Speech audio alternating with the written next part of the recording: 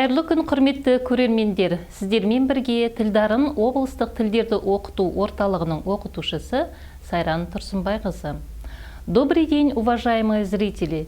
Вместе с вами преподаватель областного центра обучения языкам Тілдарын Сайран Тұрсынбайқызы. Бүгінгі сабағымыздың тақырыбы күз. Тема нашего сегодняшнего урока – осень. Жаңа сөздермен танысамыз. Познакомимся с новыми словами. Күз, осень, күз, осень, алтын күз, золотая осень, алтын күз, золотая осень, күз айлары, осенние месяцы, күз айлары, осенние месяцы, қыркүйек, сентябрь, қыркүйек, сентябрь, қазан, октябрь, қазан, октябрь, қараша, ноябрь, қараша, ноябрь, егін, урожай, егін, урожай, егін жинау, собирать урожай, егін жинау, собирать урожай.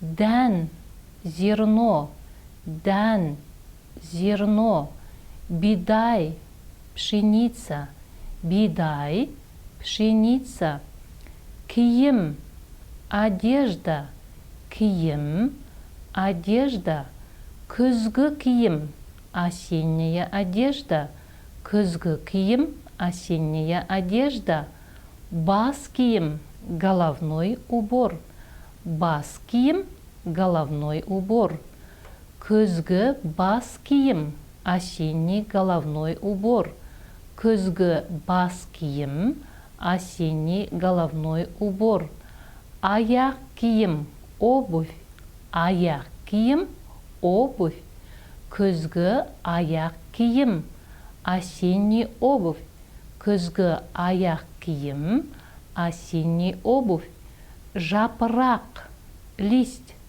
жапырақ, лист, жапырақтар сарғаяды, желтеют листья, жапырақтар сарғаяды, желтеют листья, жапырақтар түседі, падают листья, жапырақтар түседі, падают листья, құстар, птицы, құстар, птицы, жылы өлке, теплые края, жылы өлке, теплые края, ұшу, летать, ұшу, летать, ұшып кету, улетать, ұшып кету, улетать.